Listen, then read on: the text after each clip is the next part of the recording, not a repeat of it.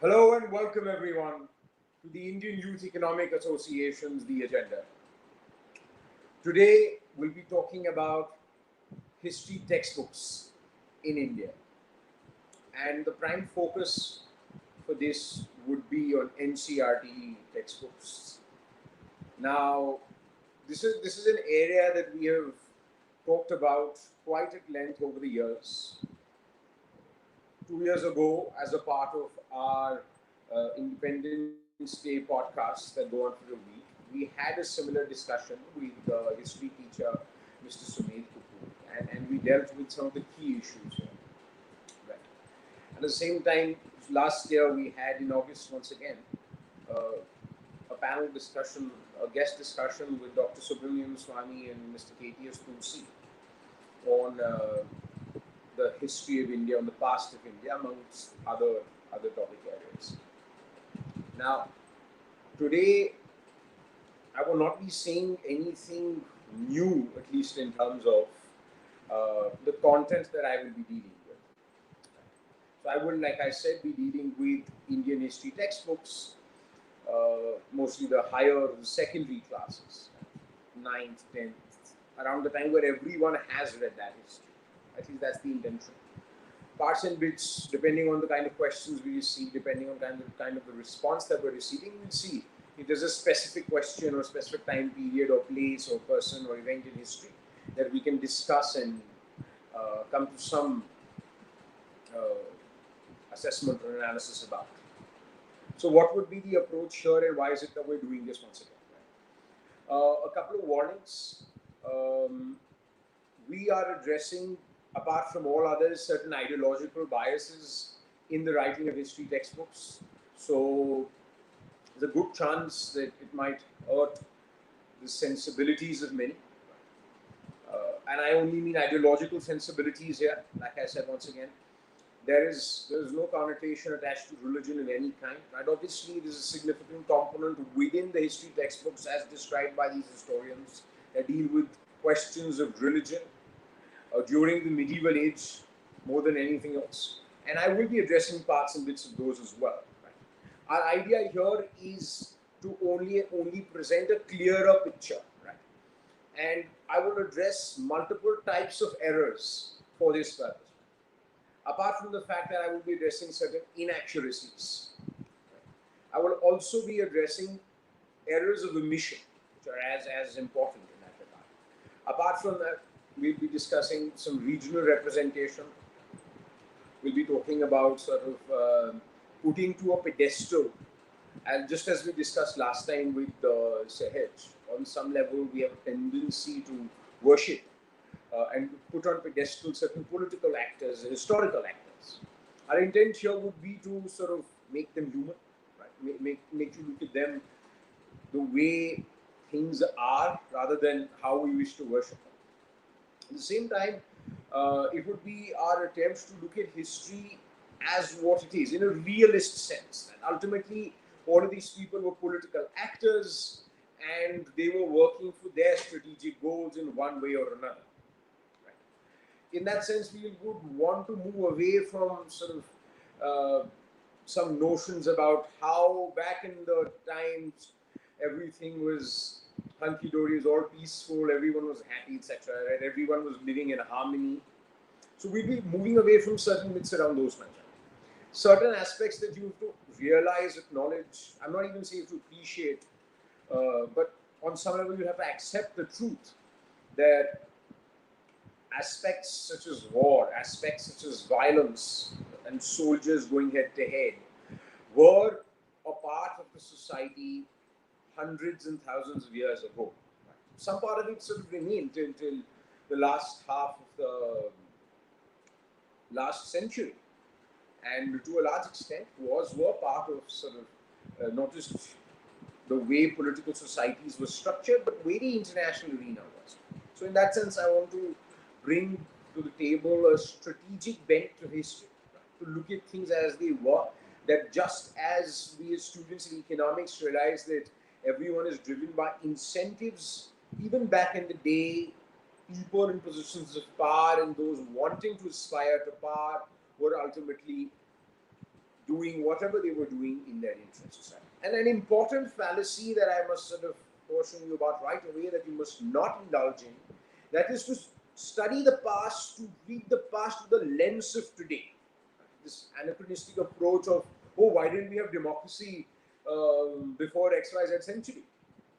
Well, you had it way back with the Greeks, you had it with the Romans. Why didn't we have it these parts? Maybe some parts that was there, right? Or why was there slavery? Or these people are evil because they were not Democrats. Or these people are evil because on some level they didn't practice the progressive thought that we sort of inculcate as a value to be taken for granted in the modern world.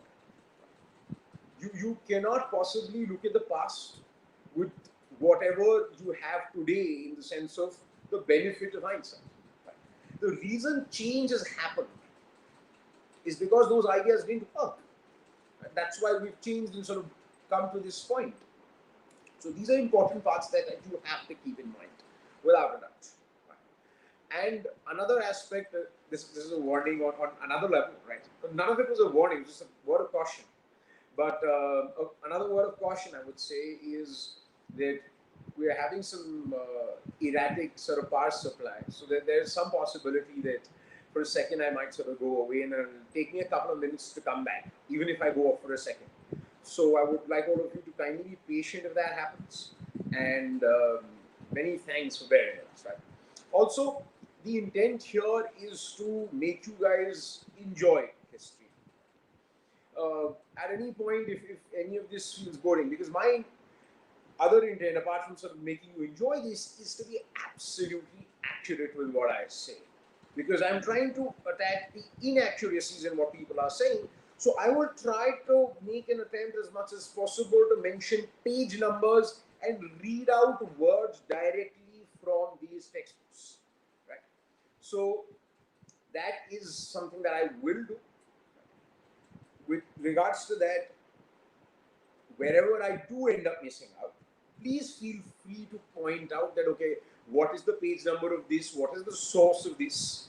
Whatever is within my capacity, I will try to provide that, either as responses in comments or even after this podcast. This is a discussion that we've been carrying on for over 2 years, maybe more. And at least the IYEA has been carrying out this discussion. I'm sure many of you and many of our members have been having this discussion for decades now. And with regards to that, this is a discussion that will keep on moving forward. Our intent, just as with law curriculum that we discussed yesterday, with history curriculum also is for it to at some point improve. That our intention is not just to point out a problem for the sake of pointing out a problem. And while we are not in a position to sort of dictate policy, at this point at least, we would say that we hope that, okay, some of these changes will be brought. Now, having said that, right, there have been times when we've discussed these questions earlier. If you go back to sort of our podcast from 2 years ago, we discussed a lot of areas with Mr. Kapoor, and I would like to discuss all of that with all of you here today as well. But another word of caution, right? The point that this is history and there's sort of so much to read and there's so much to share with all of you, there's a huge chance that I will not be able to share every aspect of history that you would want me to, right? But I've made an attempt, right? I have these history textbooks from NCERT, right? This is Themes in Indian History, Part 2. So I think 12th grade. We have Grade 7, Our Past 2. We have Our Past 3, which is Part 2, this is Indian textbook history. Right? Then there's Part 3 of Our Past, which is, again, Class 8. Right? I will also be this in Class 9, Class 10. We will sort of discuss that as that goes forward. I will try to share up the text with all of you on the screen if I can, if and where I can. Otherwise, like I say, I will be bringing up page numbers, or I will be telling you which chapters these are a part of. You can always go back. Right? I've tried to refer to the most modern, the most updated editions of these textbooks. That's why I've also referred to sort of what NCERT has uploaded online. Some of them are 2019, 2020 as well. There might be some minor changes that have been made, right? So if there's any error on that part, please forgive that. Right? But again, my intent remains to remove or at least avoid ideological biases, or to sort of attack them at this point. And wherever there is any aspect where sort of you believe that sort of troubles your sensibilities, please make it a point to leave the podcast. Right? There are others who might sort of gain something from it. Right? We are not here to engage in dialogue that is not meaningful. Right? I'm willing to accept all arguments because I understand at the end of it, just as I am presenting a counter opinion to what is in the textbooks, someone else might present a counter opinion, presenting a third level of evidence against what I have to say. Right? And while having said all that, we'll be looking at certain methodologies as well to approach history, or sort of broader fallacies which don't just look at substance, but which look at sort of the broader problems with how we read history, how we're taught history, and sort of what goes around that criteria. Right? And because there's so much, I will see if we have someone in the audience already with comments on what they want me to begin with in terms of the area of history, and perhaps we will begin with those. I'm having some difficulties with the chat though. Kishika, if you can try to open the chat with the audience, if there's any way for me to look at it, if there are any comments, maybe we can begin with those. Because somehow today there seems to be a problem with the chat. Nonetheless, we will get back to it. Right? I want to begin before all else with medieval history in India. So this is medieval India, and I will be talking about the Delhi Sultanate. Right, we will be talking about some of the key aspects. This is something that is addressed to, I believe, 7th or 6th grade students. You have to just bear with me because I want to read out everything that I can. Right, because I don't want any scope for error. Yes, I believe that we have some comments. Okay, I'm still receiving some problems in opening the chat box. Let me look at it.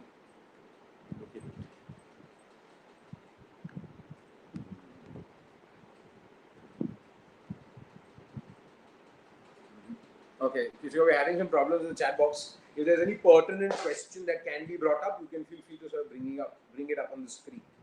Right?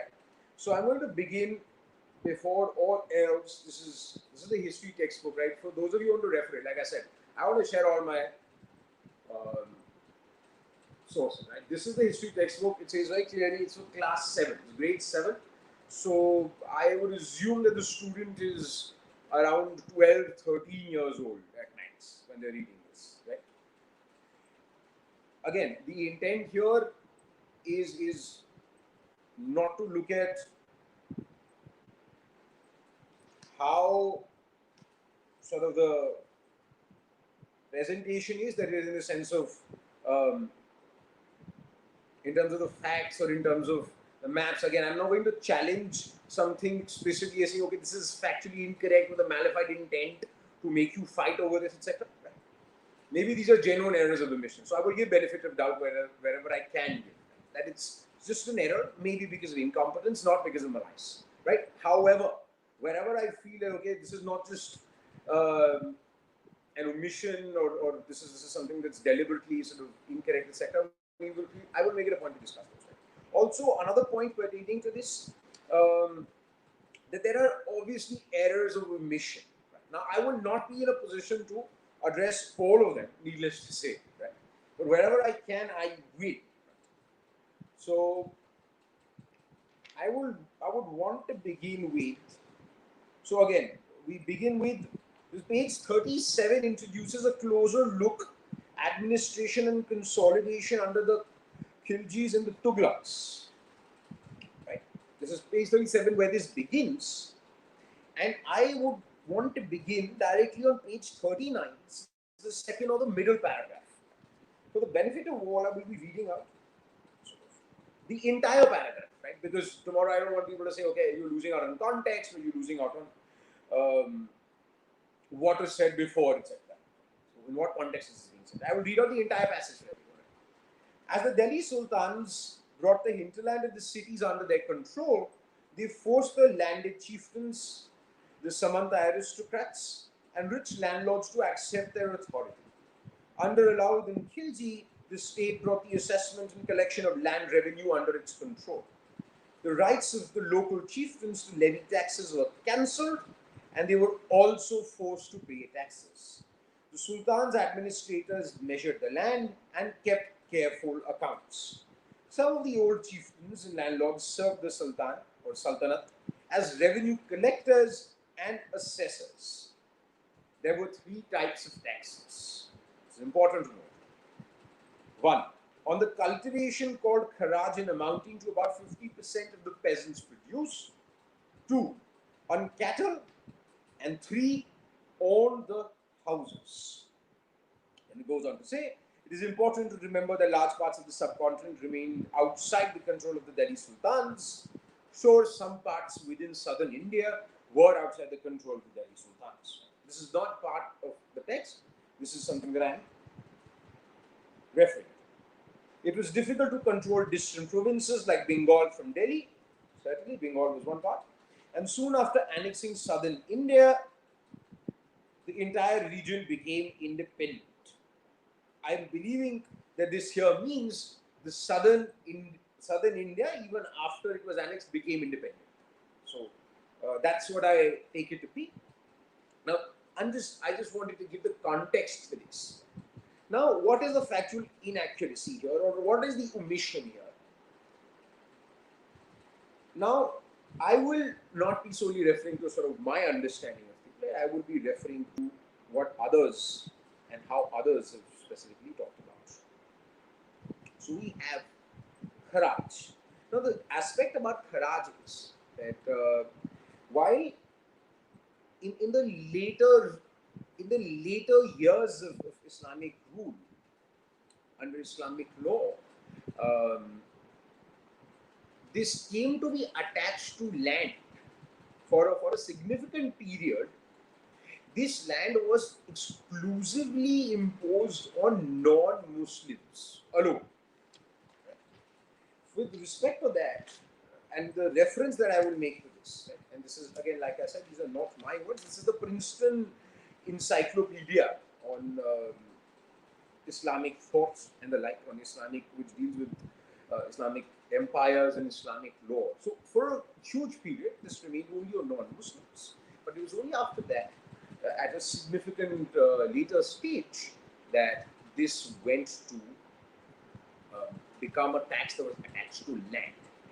As opposed to that, earlier, before the tax was attached to land, and there were taxes for Muslim peasants that was separate, and based on some sources, they were 2.5%. Right? Again, that was not necessarily on peasants, so that was not necessarily on land, that was on wealth. The idea was to give 1/40th of your wealth to the needy, to the poor who required alms in devotion of sort of society and public welfare at large. Now, while cattle is considered, again, we might consider cattle and houses to be sort of larger wealth, and sort of this 2.5% tax or 1/40th of a tax can be linked closer to this. Again, but there's no mention here. So I'm not going to sort of infer any further. But an aspect that is definitely missing is that of the jizya, which was paid by non-Muslims. It was a religious tax, which at a certain later stage, certainly not by the Delhi Sultans. Again, to the best of my understanding of what I read, this is not mentioned again in the textbooks whatsoever. At least this part, this particular chapter, is that it was established by the 11th odd century. So when we're talking about these, the Sultans Khilji and Tughlaq, whose years I will give you explicitly as they are mentioned here, this is 1299 and 1300. This Alauddin Khilji attacking in 1302 and 1303. So we can expect that over 100 odd years before, these taxes already established, which have no mention in the textbooks. Now, again, for those wanting to look for the source of these, of whether kharaj was only on non-Muslims, at least in the significant earlier parts, this is page 545 of the Princeton Encyclopedia. So you can definitely go for this. I'm sure your publisher, all of those details are easily available on. So wanted to point out that on some level this is an omission, which is a glaring omission. I want to get to the next part, which deals with Khilji and Tughlaq. Okay? So there are tables, there is a lot of information here, but I would like to discuss with you, right? Apart from sort of realizing and accepting the fact that there was a lot of violence, there was a conquest, there were people dying, there was a lot of bloodshed. Now that's a reality of how the world was. Right? Now, there's not much emphasis that's placed on this. Right? They've talked about how soldiers were to be fed, how construction of garrison towns were done, how they were to be paid, Tughlaq's token currency. Right? While Tughlaq's administrative measures were a failure, his campaign in Kashmir was disaster, so on and so forth. I want to read out the specific part about Alauddin Khilji. Right? See, they say that his... Now, the problem here is that I want you to get good economic context when we look at history as well. It's not just sort of real politic. You also have to get economic context, and especially when I move to the Russian part, the Russian Revolution part, chapter I think in 9th grade, we will make it a point to definitely have a discussion on the economic parts of it. How so the glaring fallacies are presented to school students. Alauddin Khilji's administrative measures were quite successful, and chroniclers praised his reign for its cheap prices and efficient supply of goods in the market. He successfully withstood the threat of Mongol invasions. That's it. Right? That's it what you sort of get with regards to sort of Mr. Khilji. In the list of Muhammad Tughlaq's failure, we sometimes forget that the first time in history of the Sultan or the Sultanate, Delhi Sultan planned a campaign to capture Mongol territory, unlike Alauddin's defensive measures. So that part is sort of coming about here. Muhammad Tughlaq's measures were conceived as a part of military offensive against the Mongols. And that's what it is. There's not much, apart from the fact that the Mongols and under Genghis Khan were getting into Iran in 1219 and all of that stuff. But otherwise, there's not much in terms of the atrocities that were committed, but in terms of the violence, in terms of the conquest, in terms of the wars that were fought. So that part, I think, is something that is missed out. Nonetheless, I think if I move to page 49, I'm moving to the Mughals now. So there are parts which here say, this is page 49, this is the last paragraph. After this is where we're dealing with Aurangzeb. Right? So this says, and I will read this out. After Akbar's rebellion, Aurangzeb sent armies. Again, here we're talking about not Akbar the Great, we're talking about Prince Akbar who rebelled against Aurangzeb. Right? So sent armies. This is, by the way, in the sentence right before this. So this part says, after Akbar's rebellion, Aurangzeb sent armies against the Deccan Sultans. Bijapur was annexed in 1685 and Golconda in 1687. From 1698, Aurangzeb personally managed campaigns in the Deccan against the Marathas, who started guerrilla warfare. Aurangzeb also had to face rebellion in North India of the Sikhs, Jats and Satnamis, in the northeast, rebellion in North India. Satnamis in the northeast of the Ahoms and in the Deccan of the Marathas. His death was followed by succession conflict amongst his sons. Right now, that was there. Post which they do mention that these were the servants of the Mughal Empire who were in fact, I think more correctly, they were not necessarily sort of servants the way sort of the modern way of looking at that term is. But in that sense, you could call them governors. Right? Again, there is mention of the Mansabdari system, but then these people sort of fought together and sort of they became autonomous, even despite recognizing that the Mughal emperor was a figurative head. Now, this is something that sort of I've just mentioned with regards to the fact that why were the rebellions there? Right? Because on some level, Aurangzeb is a very, very staunch ruler. It's a very tough ruler. But when we talk about, in a sense, of rulers that were enforcing their rule with, and that's how sort of all rulers did that, right? But they're enforcing their rule with the part of the sword, and that was there. The problem lies in the fact that there was a lot more than merely the rebellions happening and him crushing them. The reasons for why these rebellions were happening, is something that's absolutely sort of missed out. It is important to note that not a lot has been said about these other smaller regional empires, and in fact they haven't received adequate sort of representation in that regard. Right? I am only mentioning these things for the very specific reason that I don't want to make a positive comment. My point is to sort of highlight certain elements which I believe that all of you can by yourself sort of go back to and sort of read up on. I will now be moving to page 63 of the same textbook. For those of you who are there, you can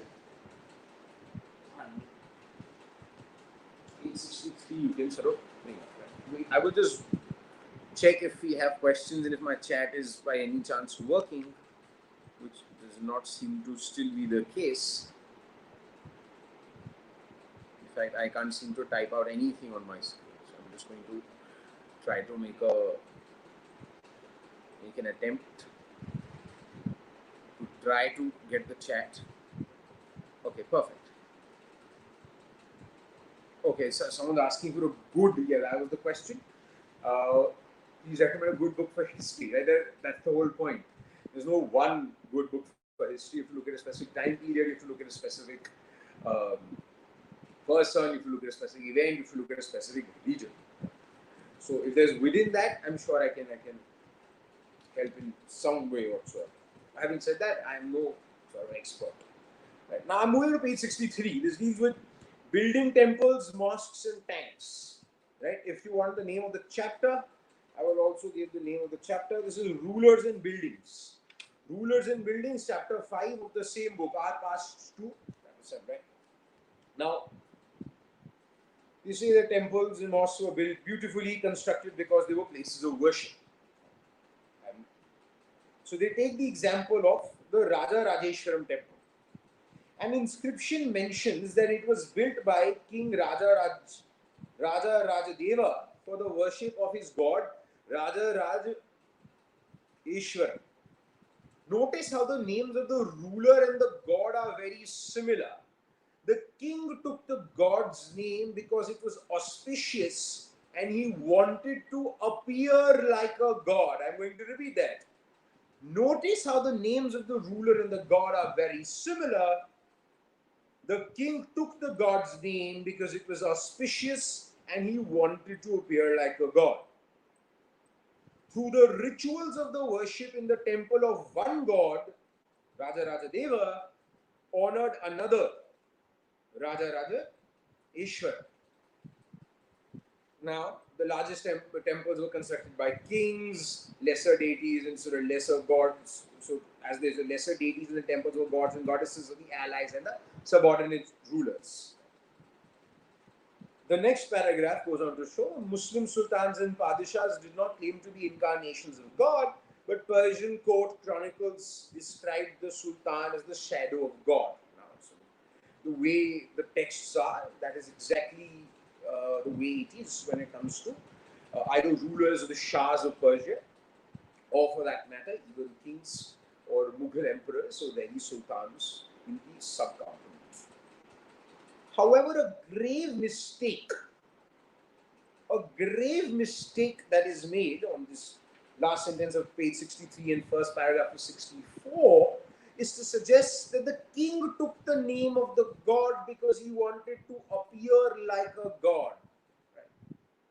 This is absolutely incorrect. It is inaccurate. Right? And I will give my reasons for it. Now, first, let me give you the citation that you require. This is Dr. Raphael's Temples of Tamil Nadu. The book is from 1996. This is where the reference is from. You can please feel free to look up, or for that matter, I hope, just as I studied at least till 10th grade, there are other students of history, or at least people who do understand a fair bit of it. And my understanding of it would be, or I'm not saying this necessarily Sanskrit per se in terms of the word. It can be sort of the same way in a different language because it's the name. But I'm trying to break down the word, the biggest temples in the country. Um, my understanding of it, and as is also, I'm only sort of drawing from Dr. Raphael's text. Raja Rajeshwaram here means the god of Raja Rajadeva, the god to which Raja Rajadeva worships. Raja, Raja Ishwaram, Raja ka Ishwar, the god to whom that I worship. That is the meaning, or that is to the best possible understanding of mine and of others, the meaning, right? If we have a Sanskrit linguist expert who can sort of further comment on this, or perhaps someone who understands the Tamil language or any other Indic languages which may shed light upon this, I would feel free to accept all points and suggestions from them. But this is the point that I'm trying to point out here. You give not just a different meaning, you don't just give an incorrect meaning, you give a ridiculous meaning. Right? That the guy wanted to appear like a god. He's literally saying that this is the god that I worship too. Needless to say, this is a point where he's saying this person is, or this entity, the deity, the god is superior to me. And here, the interpretation of our great eminent historians, ladies and gentlemen, is the king took the god's name because it was auspicious and he wanted to appear like a god. This is the fourth sentence, fourth line from the top. Third, fourth. Through the rituals of worship in the temple of one god, honored another. I think this is incorrect. It is false, and that's the point that I said that I would mention. How these errors are made. Please, okay, I'm getting a question here. So, yeah, hello everyone, welcome. Please elaborate why this distorted history is being imparted in our textbooks. What does, okay, I think with the question up. Yes, so we have a question from Yashta. Please elaborate why this distorted history is being imparted in our schools. What does this ruling dispensation achieve by this? Want to achieve by this? Your opinion, please. I will get to my opinion about that absolutely before I move further, because again, I'm the only one here today. We don't have a great guest with us, so you'll have to bear with me. But I want it to be conversational, and we can bring up Yash's question again, right, just for the audience, while at least to the point that I'm just giving my comments on it. The present dispensation, I can't possibly say. Right? I think there's any government over the years. I think if I go back to Nehru, right, my understanding on this is also limited for one reason, that I wasn't there. Right? But, and obviously I haven't come across much in terms of literature. Right? There is, if you're looking at a text, I think a significant part of it is that when Mr. Chagla became the education minister, again, this is not to blame him in that sense, but he was the education minister back in the day. He set up a committee, right? And the committee's intent was that there has to be a balanced history, or there has to be history that is sort of secular in nature, right? And they wanted to remove myth from history. In that regard, they set up a team of historians. This is being said, by the way, absolutely objectively on my end, right? If there's any incorrect part of this, please feel free to correct. A good portion of them were Marxist historians, left-wing historians, communists. Right? You can, for that matter, go to, and I will not take names, ladies and gentlemen, because I'm not in that business yet. You can go to your history textbooks, and I have this in front of me.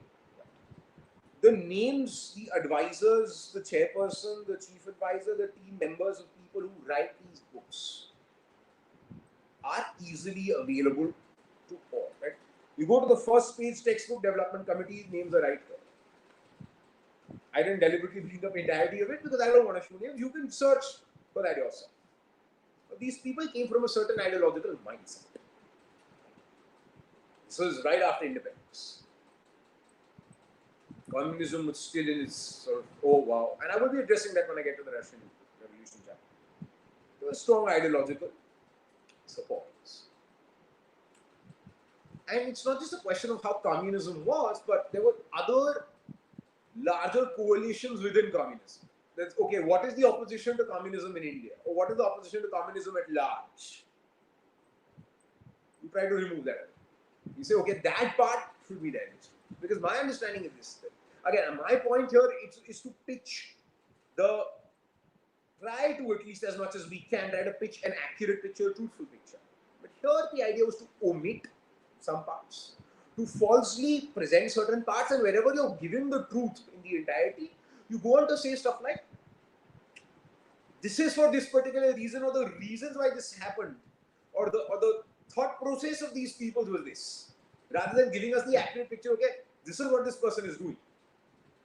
He said, okay, what is the out? So there is one point where people judge history only by outcomes. There's another where they're not looking at the outcome at all. Right? Both are great fallacies. The latter one is more prevalent here. And obviously, there is a centralizing part here. You look at the history textbooks now, there's a huge hue and cry about this committee being set up for sort of reforms under criminal law with professors and individuals from NLUD. Now, many people have written, you need diversity. I'm assuming the diversity here is people from different colleges, universities, academic institutions. And the purpose of this diversity always, where you get people from different places, different regions, genders, language, is to get diversity of thought. That's the eventual goal. Here, the idea also was that, okay, all parts of history, whatever maximum possible you can represent, you represent. That would have been the case if you had people coming in from different schools of thought, different colleges, different institutions. But if you go back and you read all of these textbooks, right? I'm going to open all 3-4 that I have in front of me, and we can get some of those. You can go back and check all of these people. Right? Sure, I know some people here, I know some people very well, some people have taught me, and I don't necessarily agree with them, even after having had great discussions with them about these same aspects that I'm discussing with you today. So, the short answer to Yash's question, it's ideological warfare. Right? Sounds very blunt, but yes, that's how it is. That's the best way that you can call it. The ideological impulses of the authors, they want to project their opinion on history, and by the end of it, as you will know, you reach a point where after every sort of disaster with hundreds and millions of people dying, you will be told that this was not real socialism. Right? So, I would say that there is an ideological view and they want to impose it. As good as the intentions of the governments might have been earlier, they ceded space there and they trusted these individuals. That's the key problem. And there's a new NEP that's sort of come up. I haven't gone through the entirety of it. We've been hearing for years, okay, current government's going to sort of change curriculum, etc. They must correct the curriculum. If there must be an effort that is to be made, it must be correct the curriculum. We also don't want to say that, okay, just as some state boards do, right? Maharana Pratap won at the Battle of Aligarh. What didn't happen. They panned into a state audience then. Understandable. Right? Maharana Pratap was a great, great warrior leader of the Rajputana area. Right? Rajputana might be okay, it's okay, not the correct word, maybe okay, fine. King of Mewar, right, refused to sort of, in that sense, prostrate before Akbar, so fought him. So, the aspect that here is that the ideological biases, they come from sort of all sides of the spectrum, and we must make an attempt by ourselves to read history outside of these textbooks if they don't change. That's all I can say, right? So I will move to other aspects as well. Okay, so yes, I think that part is it. I believe Yash is content with my answer, but I must say yes once again that you must look for the truth for yourself. Right? Again, like I say, like I've been saying all this while, I can be wrong, right? And that is the point that I think sometimes our historians, our very eminent historians, should want to address as well. With respect to that, if there are texts that you're looking forward to read regarding this meta discussion, There's also something called Eminent Historians by Mr. Shori. You can look that up if any one of you are interested in that. He looks at a meta thing, okay? That resources were given, committees were established. He looks at a very meta aspects of it. But if you are interested in that part, you can certainly go. Now, let me get to the back to the content part. And we were, I believe, to the best of my understanding, around page 63. Right? We've done with Raja Veshwaram. Now we move to 65. Now this is a controversial aspect. This deals with why were temples destroyed. Again, I'm bringing this up because it's in the book. Now, while the headline says why were temples destroyed, towards the end of it, when they're giving the example, they're talking about how valuables were removed. That, okay, these places of worship, there were also places where you stored a lot of wealth, and these sort of the wealth was taken away. Right? In that sense, a key problem here is that these are isolated. I wouldn't say sort of, okay, not isolated is not the correct word here, but these are sort of incomplete, if I may. Incomplete, if I may, the examples. This is not giving the complete picture. Because I would read out the paragraph, and I don't think this does ample justice. Because this paragraph is on page 66. It says Sultan Muhammad Ghazni was a contemporary of Rajendra I. Rajendra I is Chola king, who was mentioned before this paragraph. During his campaigns in the subcontinent, he also attacked the temples of defeated kings and looted their wealth and idols. Sultan Muhammad was not a very important ruler at that time, but by destroying temples, especially the one at Somnath, he tried to win credit as a great hero of Islam. In the political culture of the Middle Ages, most rulers displayed their political might and military success by attacking and looting the places of worship of defeated rulers. Now, there are two different aspects here. Right? One is that, okay, wealth was stored, they did it for wealth. Because the early example that they give from Sri Lanka is that the golden images in the gold in the jewel palace were removed. There's no aspect of the temple's destruction. That's the distinction that has to be made. Again, I'm just going by what they say here. We don't know what ended up happening in that. But that's the distinction that has to be made. That there was a component of religious warfare between states. Sure, maybe they don't want to bring that up at all. Then perhaps this entire part, these entire 4 or 5 paragraphs ought not to be brought up at all whatsoever. But when you're bringing up a question as to why they were destroyed, there is in that sense there are 2 parts that are given right here. One is saying, okay, this was money and wealth. The other is that it was, in the case of, let's say, Muhammad Ghazni, it is to win credit and hero within his religion. So that part, I think, is either you don't bring it up, but if you bring it up, you say, okay, fine, you elaborate on it. Okay, fine, this is what was happening. This is what the context is. The countries were at war, or empires were at war for religious reasons. While there is a very slight mention, I believe, towards the end on the Crusades, I'm not certain if it is in this paragraph or not. There is a very short paragraph at the end, which I don't think is part of the syllabus either. Okay, Crusades happened because people were told, okay, you're supposed to fight the other religions, etc.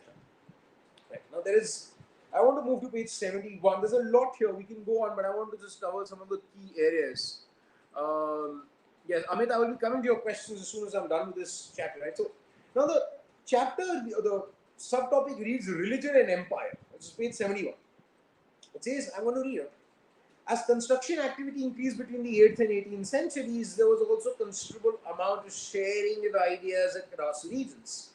The traditions of the region were adopted by one another. In Vijayanagar, for example, the elephant stables of the rulers were strongly influenced by the style of architecture found in the adjoining sultanates of Bijapur and Golconda. Right. See chapter 6 again. I will not be getting into that particular detail. In Vrindavan near Mathura, temples were constructed in the architectural style that was very similar to Mughal places in Fatehpur Sikri. The creation of large empires was brought about different religions under their rule, helping cross-fertilization of artistic forms, architecture styles. Right? This is the point. Right? Before this, you don't see sort of religion empire coming up anywhere. They say people were particularly skilled in adapting regional architectural styles and the construction of their own buildings.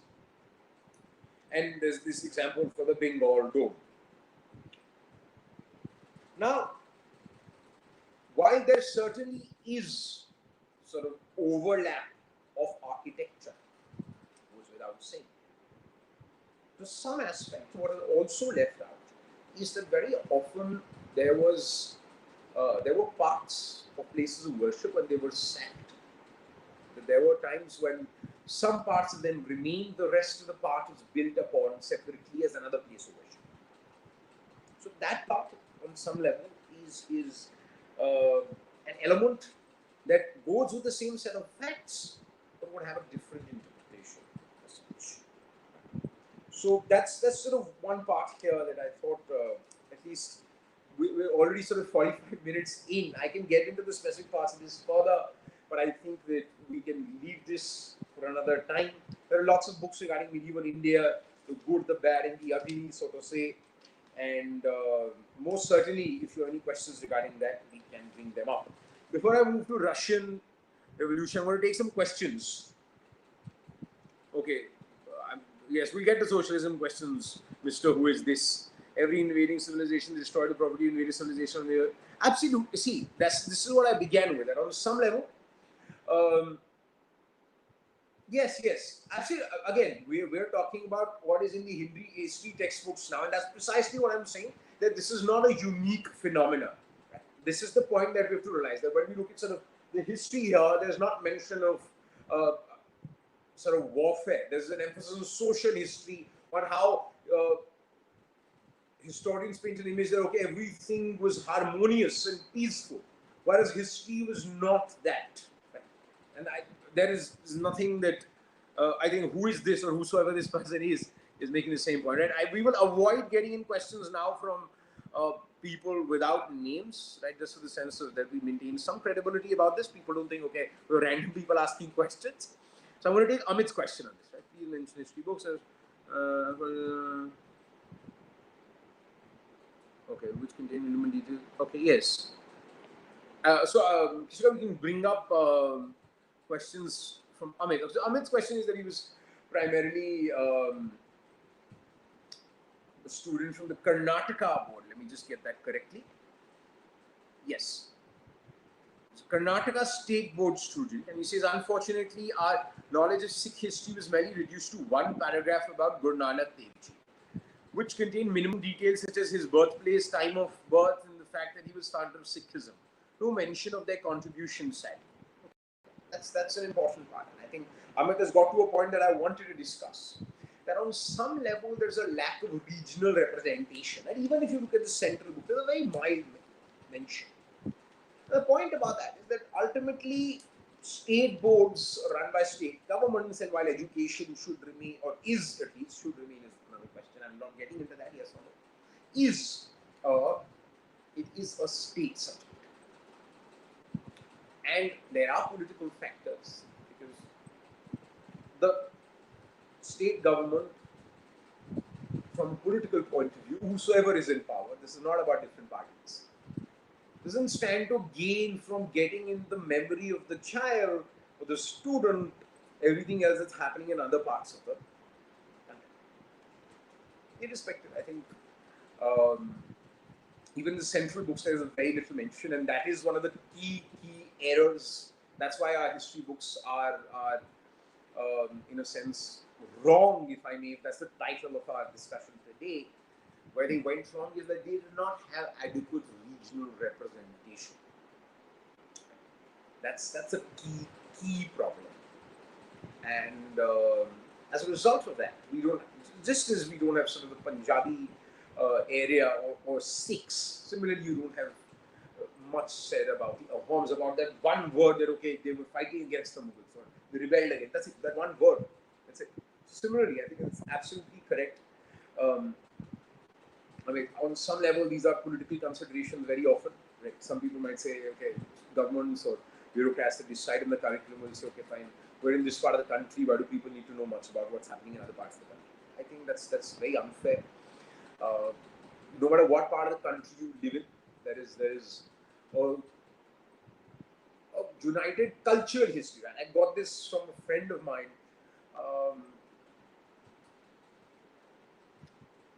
lives in Bangalore. We went together in college, and he says that I will not buy into this premise that the North-South divide, or that we were different places or different people or different uh, sort of areas, religions, etc. It's because there is a cultural history that connects us. And he said, see, I read this myself. And if you want to, that's why I say that everyone in every part of the country should have all parts of the country as their histories sort of shared with them as a part of the school curriculum. Right? Because otherwise, we're going to paint a picture that okay, this is the region, this is all there is to our history, and there's not sort of much in terms of other parts of the country. And I'm going to quote from Arjun. He said, see, there is a cultural unite which has been there for decades, millennia, not even centuries, millennia. And that part is there, right? In that regard, it's understandable that primarily Sikhism as a faith is primarily in and around Punjab and neighboring areas. That goes without saying.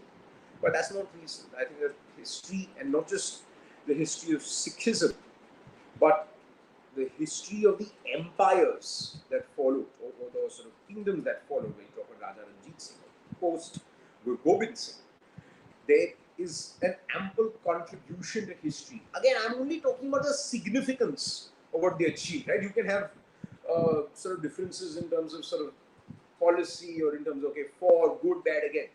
Sure, my opinion would be sort of great leaders, great rulers. That I'd go without saying. But you wouldn't even have to get into that. As far as sort of the minimum details are concerned, like I said, tokenism. Some people might say, oh, we don't have space. There's ample space, and that's what I want to say. That there's ample space when you talk about sort of textiles in different parts of the world. You talk about cricket. You talk about sort of films. You talk about sort of all sorts of things. I'm not saying that, okay, all history should not be read. All history cannot be read, and I accept that argument from the other side. The point is that there are certain aspects which were absolutely important. When you're trying to there is so much activity. There's an activity that says, okay, what about, we talk about the taxes in the middle. There's what about if you were a peasant in Tughlaq's or Khilji's reign, and what would you do? Just imagine, that's the part that's given at the end. Just what would you do if you can't pay tax? Chances are you're gonna I don't want to say you're going to die, but well, there's a likelihood you're going to be punished for sure. But yes, I think Amit, you made a very relevant point. There is a lack of regional representation, and so that is something that must be brought.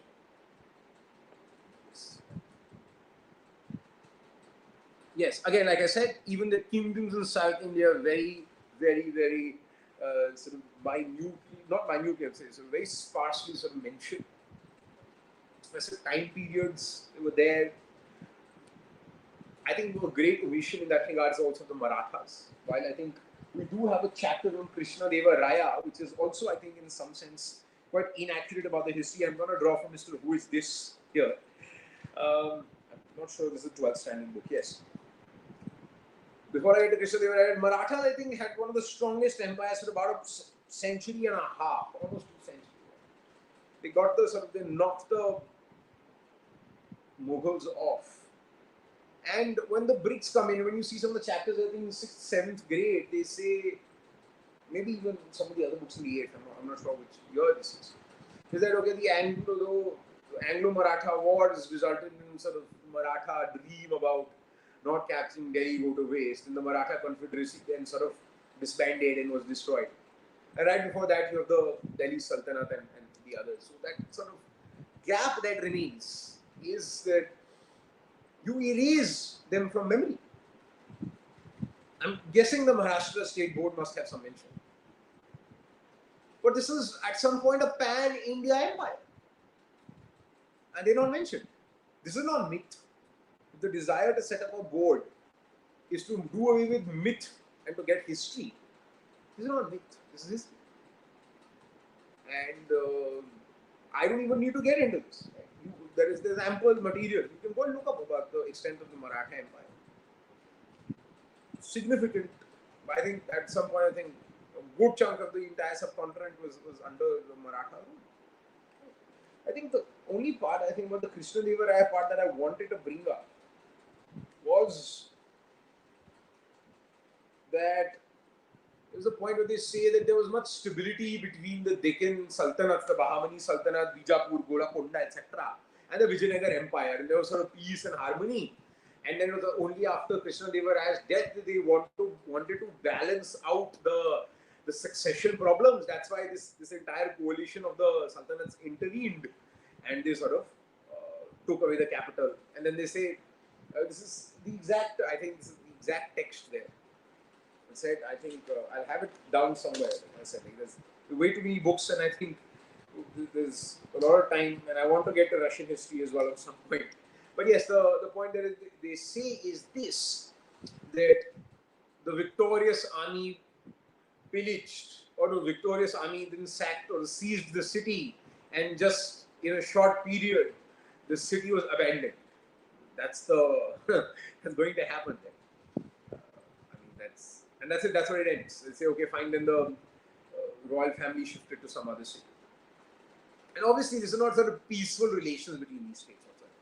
There's no balance of relations that they were trying to maintain when they sort of intervened after Krishnadevaraya's death.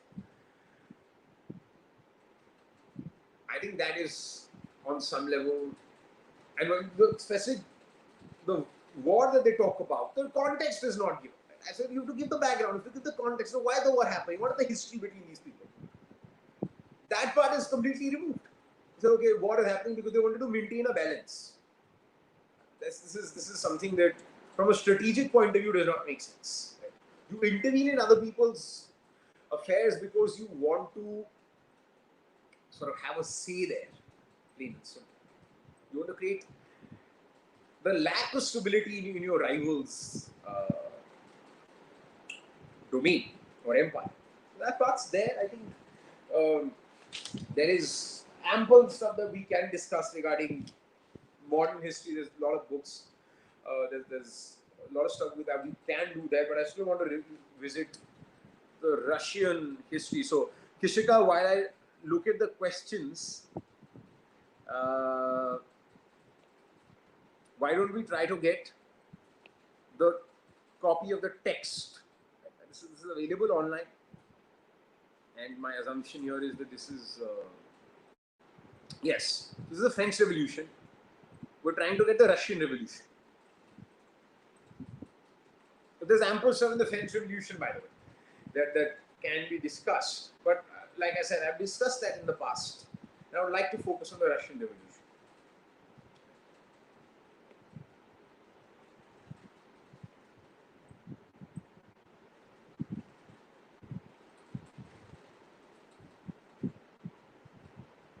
Yes, so those who are asking, okay, how much of it is it possible to color his, and that's precisely my point. Right? That history is not supposed to be read the way that it is being taught in schools. Right? When we say that, okay, what are the reading skills? We were just discussing yesterday that students or those who are giving the CLAT answer don't have that kind of don't have that sort of reading ability, because you don't expect students to have that kind of reading ability. Right? When sort of students want to take GMATs and SATs and CLATs and IELTS and all of that. I think, sure, when we are presented books, full books to read, at least we were, and I was part of the CBSE curriculum. We given some of the Hound Baskerville, Sherlock Holmes. We were given the entire book, Penguin, whosoever the publisher was. We were given the entire book to read. And there's sort of one exam, half yearly or whatever it was, entirely on that book. There's nothing else. The idea is that you're trying to inculcate values of reading in children right from the beginning, as young as possible. Because again, no matter what side of the spectrum you are, no matter what you want to include and exclude from history, and we'd like all of it to be there. That's what we're trying to say here, is that you still want them to inculcate good reading skills, to read a lot, to read more. Some might say to read fastly, if they're giving those exams. But that's the point I'm saying. If you can read as much in literature, why not read as much as history? Right? Read it like a story. That's the point here. Right? Because I say, if you don't enjoy it, then shouldn't even pursue it. I understand that not a lot of it can be covered, but I'm also saying that when we look at these textbooks, there's a lot of stuff that is covered which I'm not saying is irrelevant, but there's other aspects of it which could have been brought in the past. Now, that I wanted to mention this point because ultimately people say, okay, who are you to decide? Absolutely, I'm no one to decide. But then, who is to decide? So you want a committee of great historians, so we can have that. But you have to maintain a balance. Right? And for those of you who will get to see who the people are sort of focusing on sort of writing these textbooks, they have an ideological bias. Right? And I'm not saying that you don't bring in the parts of the history that they are trying to show. I'm saying that you bring an objective. I'm not saying, okay, objective is not a mathematical science or it's not a natural physical science. But on some level, there is some scope, there's a sort of ample scope to balance out by getting in those aspects of history which were equally relevant, if I may, but have been avoided in our history textbooks. Who will the guards be? Huh? That's precisely my point. Okay. Okay, fine. I think socialism in Europe and Russian Revolution is ready to be brought up on the screen. So, Kishak, I'm going to request you to kindly bring it up. Absolutely, I agree with you, whosoever is asking that question. Who will the guards be? Like I say, I don't want to be the guard here. Right? I'm not saying I'm claiming to be the guard here, but I'm saying there has to be a balance. Right? At this point, there is no balance, howsoever. Okay, so I'm going to get this a bit closer because I have to read this from the screen as well. Okay. So in the previous chapter, you read about powerful. Okay, let's scroll down a bit further. I want to scroll down a bit further. Let's get to the. Yes, now let's get it. Not everyone in Europe wanted complete transformation. They said, okay, French Revolution brings in a transformation. Not everyone in Europe. So we begin with this 1.1 aspect. Right? This is page, I think, 27, 28. Now they're saying, so there are liberals, radicals, and conservatives. Saying, okay, liberals wanted some changes, radicals wanted sort of more changes, conservatives did not want any changes at all till the revolutions happened. Right? Now they say, okay, liberals wanted to safeguard rights of individuals against governments. Right? They argued for representative parliamentary forms of government, etc. So on and so forth. Now the important part here is that, first of all, I think this is whatever, 9th grade, we're bringing in political concepts. We're bringing in concepts of political ideologies. And these are presented in such a caricaturist, abstract way to young, impressionable minds that on some level, it's incorrect. Right? Because it's an incomplete. Okay, let me say it's not even incorrect. I'm not saying the facts are incorrect or anything like that, but it's incomplete. I'm sure conservatives have had a point where they were, in many parts of the world, willing to go for parliamentary forms of government. They were looking at upholding tradition, other kinds of traditions that worked. The idea of those traditions that we've given up are the ones that haven't worked. Maybe the idea is not only to sort of hold on to a past for the sake of holding on to a past. The idea of also what is practical, what kind of changes are brought about. Because if you're talking about the Russian Revolution here and you go back to the French Revolution, the path is the same. The revolution eats its children. The revolution eats itself. When Lenin sort of got power, who were the first people that he sort of say, okay, we're going to get rid of them? It was the dock workers, the staunchest supporters at the initial movement. And what happened to the French Revolution? If you go back to the French Revolution chapter, the first chapter, you will get the same result. They begin with, okay, liberty, equality, fraternity. What does it end in? Robespierre, the reign of terror. Napoleon as an empire. And ultimately, what happens after the Congress of Vienna and the wars of the coalition? You get back to the Bourbon dynasty. The dynasty is restored. Not because of good and evil, not because those rights go away, because of maintaining order. The point of political order is to maintain sort of law and order at large, but most importantly, any political hierarchy, the purpose of the state in terms of an efficient functioning method has to be what? It is for there not to be any chaos. Well, there's a point, Kishore, we can continue scrolling down. There's a point where they mention sort of autocracy. Right? And we can sort of get 28, page 28, 20. Is this page? Yeah, 20. Yeah. Okay. So we can begin from here. Yeah. We can sort of start discussing this. Maybe you can scroll a bit down. We can get to the Karl Marx part. But there's the point later within this chapter where you will get to autocracy. Now, autocracy, they say, what is it?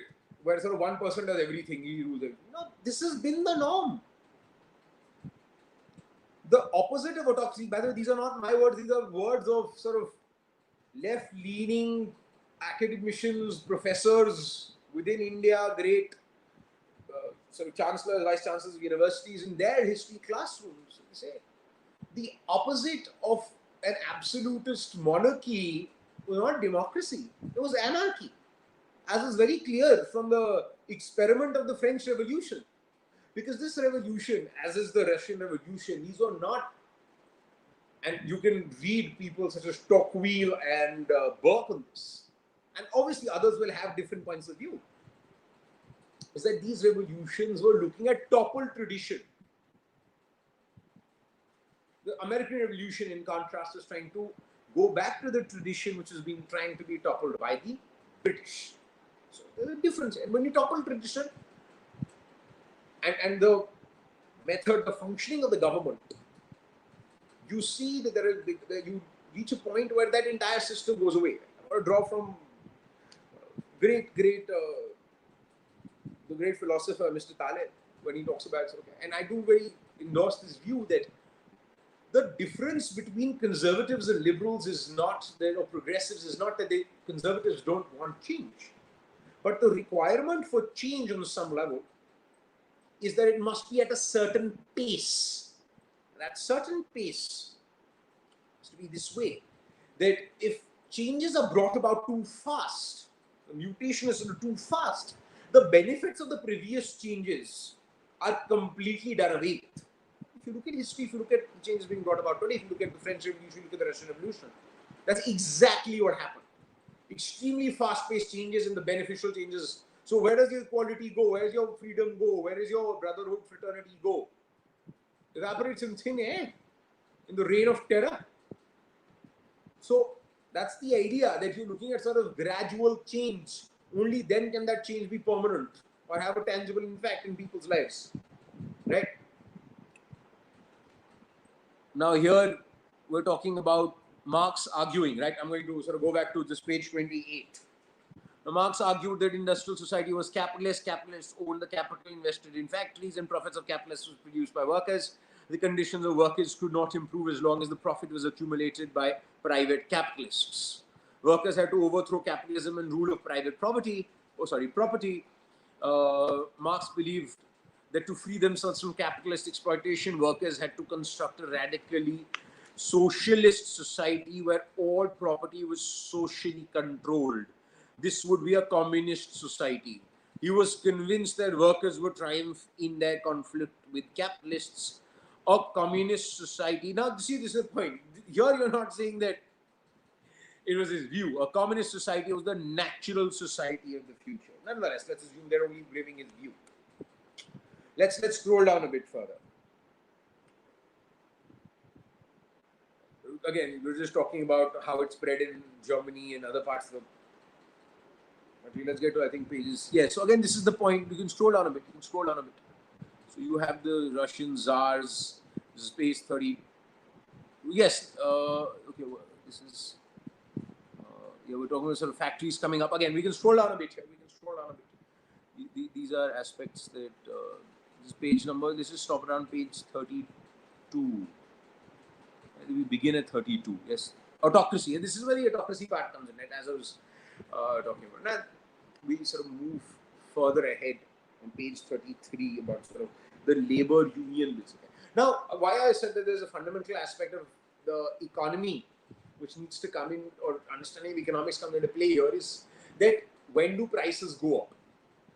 Somehow when labor prices, which is the input factor cost, goes up, prices will go up. Let's scroll down a bit further. Yes, here we are. Right. We see real wages part. We can stop here. Membership of workers' associations rose dramatically. Right. We're talking about how so quickly that real wages declined by 20%. Now, They are saying that, okay, because real wages are declining, people are moving to workers' associations. The point here is, when there was people joining in unions and when there was collective bargaining, and again, we're not trying to make a point for or against that here. There is an important aspect, sort of from the point of view of economics, that somehow that will push up the prices.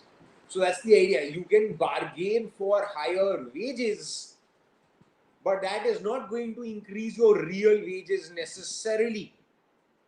And what's going to happen? The goods will become more expensive. Right? Let's sort of further scroll down.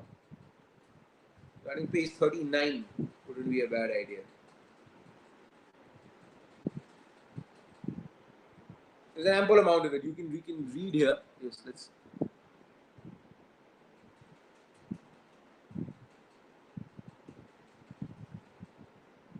Yeah, okay. This is a very interesting part here. I want you guys to read, or I will help you out by reading here. This is the paragraph. This is from the textbooks here. I'm going to, 1917, they conducted the elections to the Constituent Assembly but failed to gain majority support. We're talking about the Bolsheviks here, right? The Bolshevik party was renamed the Russian Communist Party. 1917, they get their Constituent Assembly election. 1918, but they don't get the majority support. 1918, the Assembly re-elected Bolshevik measures and Lenin dismissed the Assembly. He thought now very important part, ladies and gentlemen, he thought the all-Russian Congress of Soviets was more democratic than an assembly elected in uncertain conditions. We're not told what these uncertain conditions are. It's not like this Congress of Soviets is elected in certain conditions, or maybe there's certainty that only that party will win. Or maybe the uncertainty is such that, okay, you don't know if the Bolsheviks are going to win or not. In March 1918, despite opposition by their political allies, the Bolsheviks made peace with Germany. Okay, this is the First World War. In the years that followed, Bolsheviks became the only party to participate in the election. Now, the important part, I'm going to reread this, guys. In the years that followed, the Bolsheviks became the only party to participate in the elections to the All-Russian Congress of Soviets, which became the parliament of the country. Now, on some level, you are not saying that other parties were banned. On some level, you are not saying that other parties were not permitted, or they were threatened, or they were done away with. You are only saying in the years that followed, the Bolsheviks became the only party to participate. There is no question of agency coming in here, and obviously Russia becomes a one-party state. Trade unions, now this is another important part. We're talking about trade unions. We're talking about trade unions right before this. Trade unions were kept under party control. Again, I don't want to get into a point of sort of bashing communism. The idea here is to point out the flaws in the textbook. I'm just drawing a sort of distinction between what was happening then and what's happening here.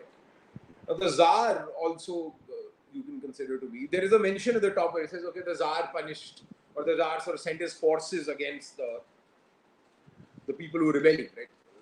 Now people are joining in these sort of trade associations, and I'm saying what was happening to all of these is sort of coming up here.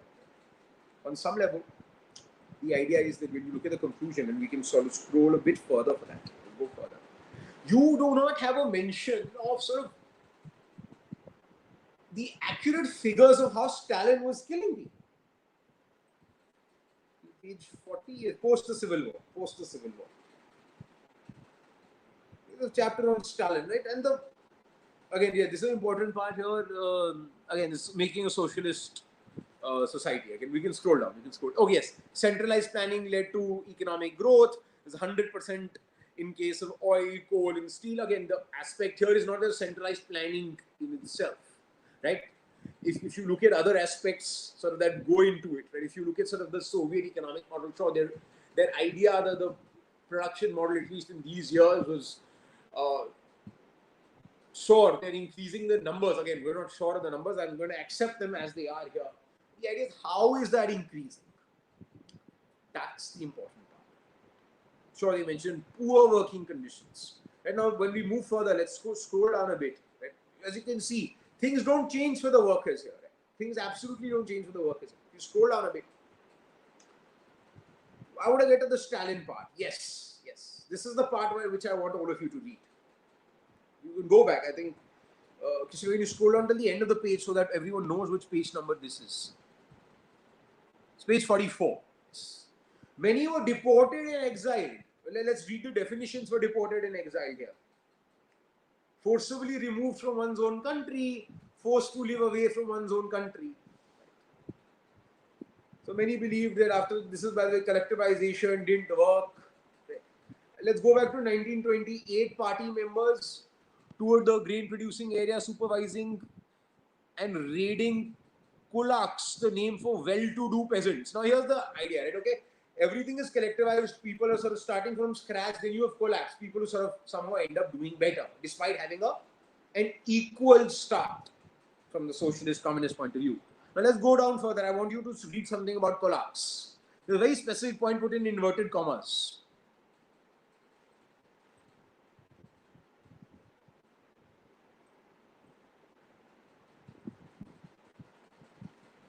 Okay, this is ending. Perhaps it's somewhere at the top where it says the policy was to eliminate the kulaks.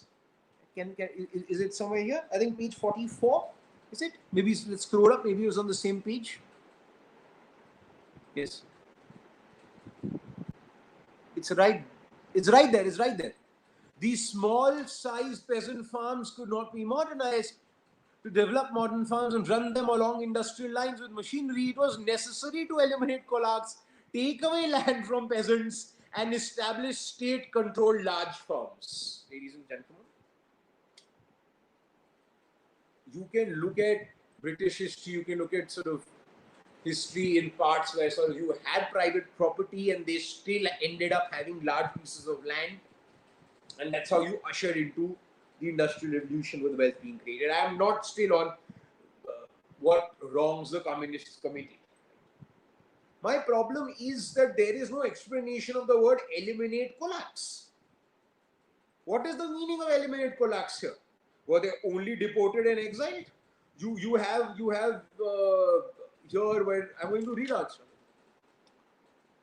The bulk of the land, those who resisted collectivization were severely punished. Many were exiled and deported. As they resisted collectivization, peasants argued that they were not rich and they were not against socialism. See, this is the problem.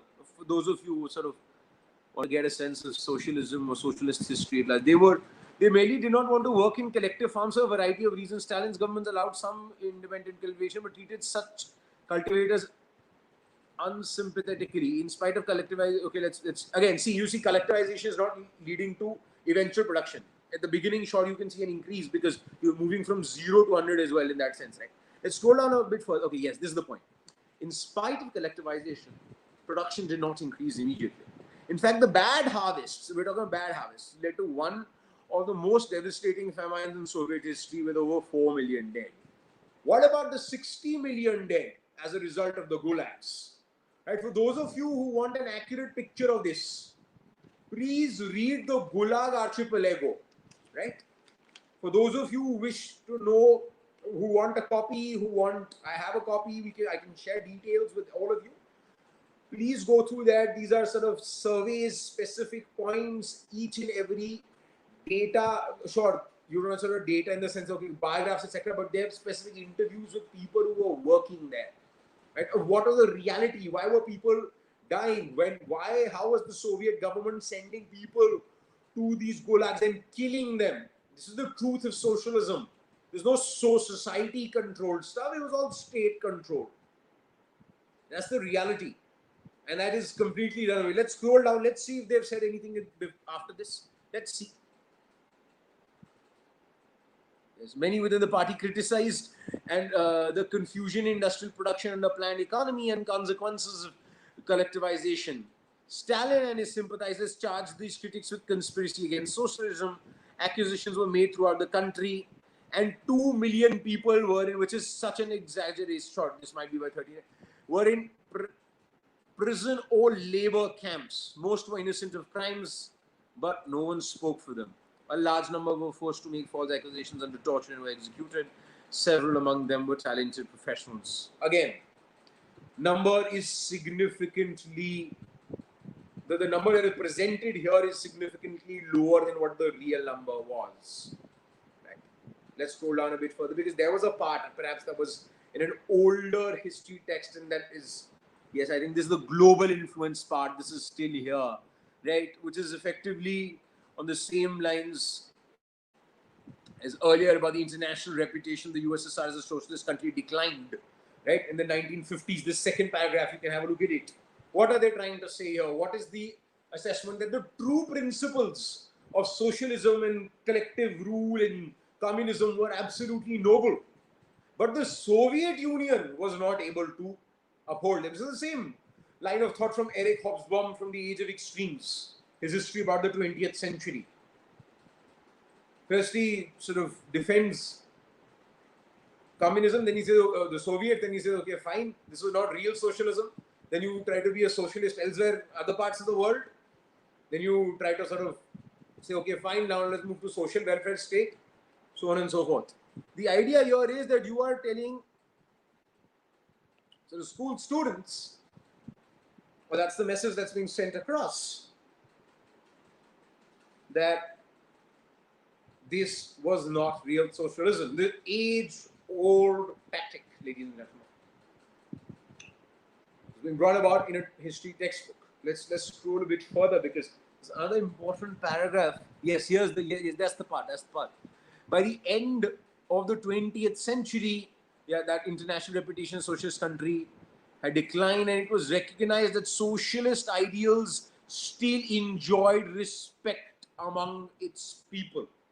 But in each country, the ideals of socialism were rethought in a variety of different ways. Yes, just as in the higher grade history textbooks, you will be told that Mao Zedong established a new government and the principles of new democracy, and the aspects that, and the key things he's supposed to be known for is that he allowed divorce and the concept of divorce, and that he emancipated women in the country. No mention of the hundreds, the tens of millions of people that his regime was killing. And how is this thought of? Without looking at other parts of the world, we are looking at Vietnam. Sure, I'm not saying you shouldn't study history of Vietnam, but there is a very peculiar choice, right? A very peculiar choice in the, I think, the 10th grade history textbook after the chapter in India. That's what's brought up. I'm not, again, the point here is the choice of curriculum. Choice of curriculum, again, is where does that stem from? Other parts of the world where socialism was rethought in a variety of different ways. It's tried again and again, the answers still remain the same. So that's, I think, an important point, and that's why I think the ideological biases can be seen. Right? Kishika, I think we can remove this. Let's see if we have something in the end. If I did mention, you scroll towards the end of the chapter.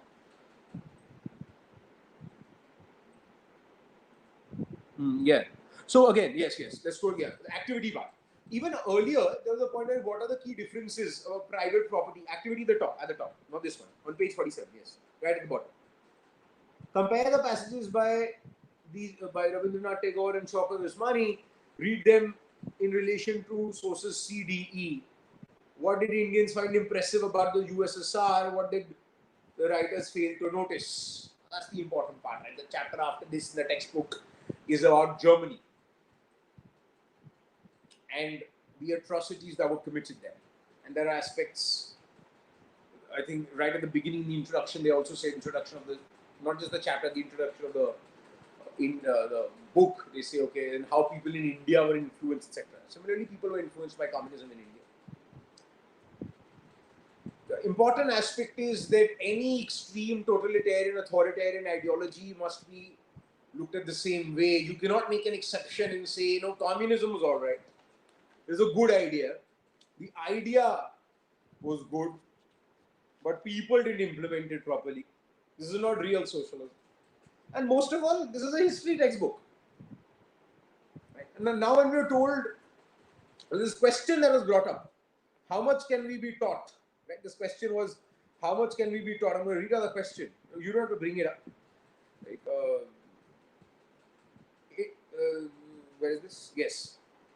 How much of it is possible to cover? The ICSE covers very little about the Chola Empire, for instance. But you need to cover so much history. Yes, history should be, pardon me, history should be sort of read in great volume. Even my school students. And it should be read like a story. Kishika, you can remove the text now, right? Because similarly at the top we had something that was a discussion of private and public property, right? When we begin with the point about the Russian Revolution, we begin with something, a discussion that was very similar. That, okay, because they were opposed to private property, they were because that was the cause of all exploitation, so on and so forth. Ultimately, people were being exploited, and furthermore, much more, when it came to sort of collectivized state-controlled property. The idea was, we are discussing all of this, and we talk about what all can we cover. And that's the question that came up. I want to get back to that. Some level, we're not covering huge chunks of Indian history. But at the same time, we're covering political, in some sense, I find this an ideological political defense of socialism, which has no place or shouldn't have any place in history textbooks. Give me a second. Huh? He's negative.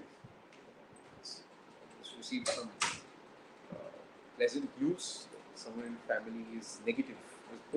Has tested negative. So, hence, forgive my pause. Yes. So, getting back to this aspect, and getting back to the methodology that is employed.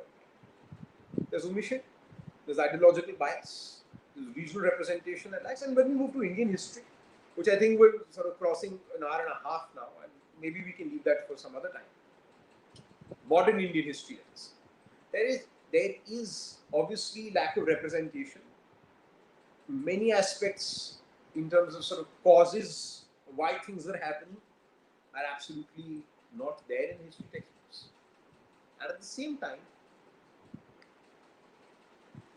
we see that certain political figures are brought to a pedestal. I'm not saying that, okay, textbooks start worshipping them, but when you mention 1 or 2, 3, 4 people, you see that, and the others from different regions, different parts of the country are missed out, or they're not sort of brought about. That sort of is not the best way to portray India's history. Like as mentioned in the comments, it is rich cultural history.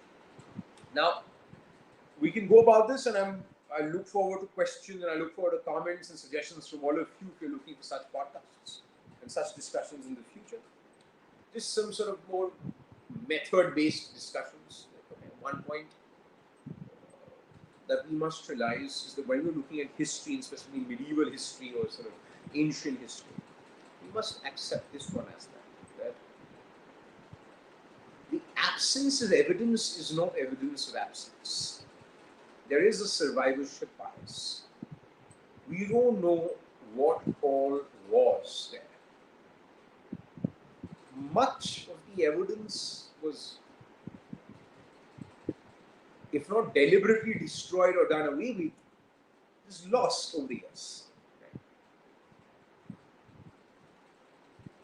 In that regard, it's important to realize that just because we have something on text which says this, there is no evidence of this having happened, you cannot possibly say that, especially in the medieval ancient history, that we cannot say that, okay, fine, this did happen. This is different from the law. I'm telling only that this concept applies primarily to history. So other social sciences might sort of draw from that. I'm not getting into it. And I'm not even making a point that XYZ thing happened, despite there not being an evidence. I'm saying the way we think, the way we approach history should be that we should be open to ideas. We should open to ideas that, okay, fine, this happened for whatever reason. Maybe we don't have anything survivable. I don't want to use examples from India. That's why I'm going to go to the Library of Alexandria. Undoubtedly, back in the ancient world, the greatest institution of learning, and all the scrolls and the texts and the manuscripts were available there. Ultimately, what happened was destroyed. So much of sort of the thought, the history, information, knowledge about the ancient world was absolutely lost. So that's an important aspect that I thought that we must consider, and we must continue to sort of enjoy history, and must look at it in a practical sense. That ultimately the people that you are looking at should be viewed as political actors, and we must sort of prevent a tendency to try to say, okay, we must worship them. Sure, XYZ person, XYZ political figure did XYZ thing that was beneficial to the larger interest of the country. Right? That must be accepted. They did a great job. They did a second great thing. Let's move forward. They did a third thing, not so great. But important aspects when we look at history is that we must look at it with a strategic eye. We must look at it from other angles, like I said. To look at history from the point of view of economics. We're getting Karl Marx coming in. Which history textbook up until sort of 10th grade is mentioning Adam Smith even once? Even once. Right, when you talk about revolutions, the Dutch Revolution, when you talk about national revolutions, the Dutch Revolution happened way, way before the French Revolution. That was a nationalist revolution. The people in the Low Countries, Philip Orange rebelling against Philip II of Spain, the Habsburg prince, Habsburg monarch, pardon me. They wanted autonomy against sort of tax. They wanted sort of their own autonomy. They wanted their own country. What happened to that? That was way before the French Revolution. That didn't end up in what you call whatever happened to the French Revolution afterwards. Why? Because they utilized on their traditions, their historical traditions back from the Kingdom of Burgundy, the Duchy of Burgundy. And while they were sort of fight between the Roman Empire, the Holy Roman Empire, and the French and the Habsburgs, the Low Countries were always between this tussle. But they had this tradition, this sort of a history of freedoms, these sort of local freedoms, about some economic freedoms, which they eventually got by fighting off the Spanish. This is around the sort of religious wars, the 30 years war. I mean, the 80 years war is basically the Dutch revolt of independence. They form it together. What happens? This is primarily driven by economic interests. Why not teach the Dutch Revolution and the independence of the Netherlands, the Dutch Republic, and talk about Adam Smith and how trade functions, or how mercantilism is, etc. And how the economic school of thought shifted from mercantilists to sort of the physiocrats and then the free market folks. Why not mention that if you're mentioning Marx? Which clearly signifies that there is an ideological bias. And on that note, I think we're 1 hour 30 minutes. I'm just going to get this comment from Amit. Well, let's get this last comment from Amit before we draw this to a close. As I agree, okay, let's see. Yeah, I'm just going to get, as I agree, as you said before, the context of different events has to be acknowledged. Merely mentioning XYZ event happened might not be precisely. Right? When we talk about these history textbooks up until the 7th, 8th grade, you say, okay, this happened. There's a war that happened. They won. They seized. They looted. Why did the war happen? What is the context? Why were the Crusades happening? We talk about much of the warfare in medieval India, not just India, so across the world, and certainly including medieval India. There are aspects, right? Religious, cultural, other phenomena. Either you don't bring up that aspect at all, either you stop talking about culture and religion at all in the history textbooks, or if you're bringing only parts and bits, okay, one war happened, one paragraph, then you give the entire context. There are sort of omissions that are made in that regard, and sort of just tokenism provided, okay, that happened, but we don't know what is happening. Right? The strategic angle to history must also be looked at. We must look at how people are acting in sort of their best interests. Right? Ultimately, that's why you had wars, that's why you had everything again. And this is, on that note, I want to get to what Mr. Kenneth Waltz has said. Right? Kenneth Waltz, the great IR theorist.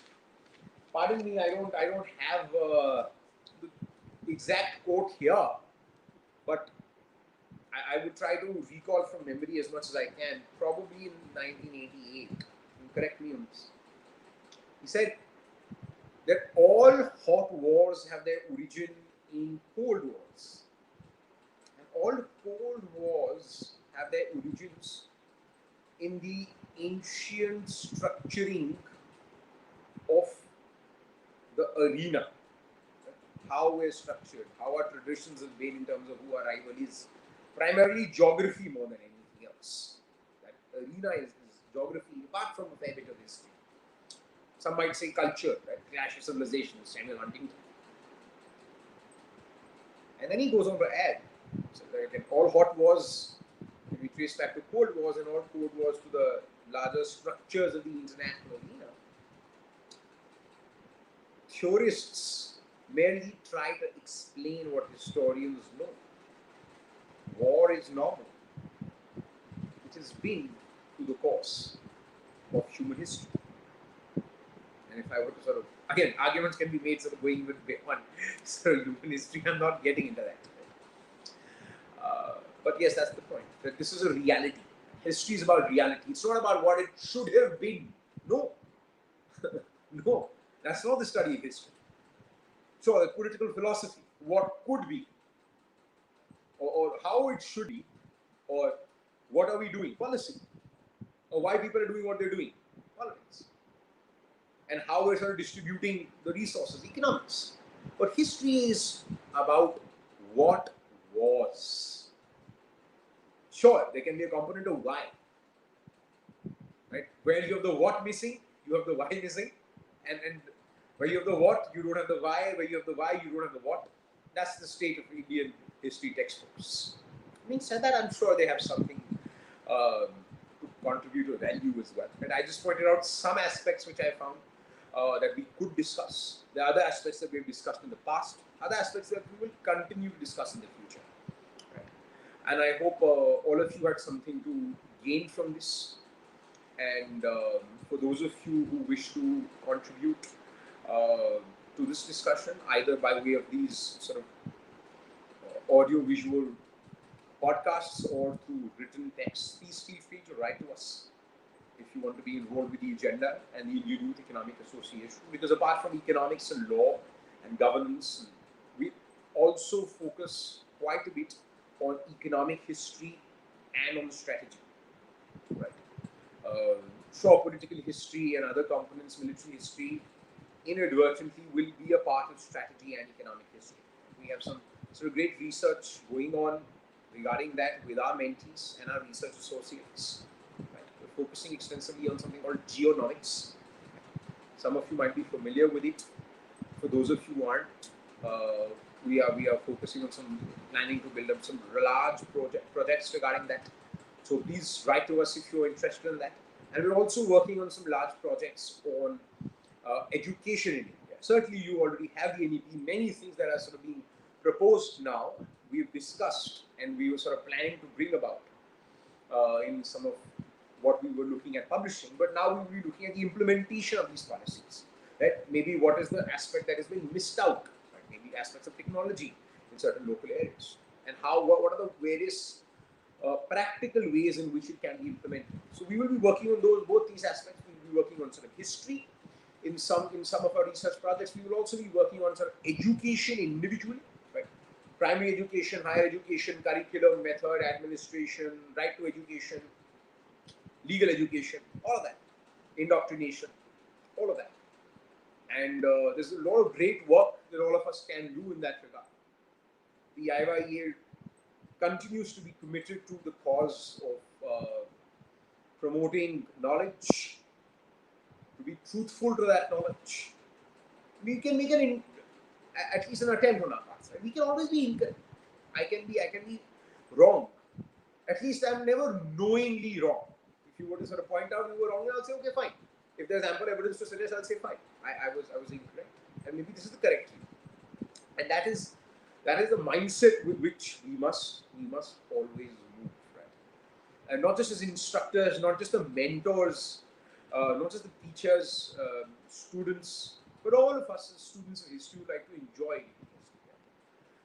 So with that, on that note, thank you everyone for joining in. I think we've been addressing the questions as we've been going forward, so I don't think we'll be taking any more. It's an hour and 40 minutes. So thank you so much once again. For the podcast in this week, we will be having one on Friday, Saturday, and on Sunday. But before those, I will be talking about those, primarily around law.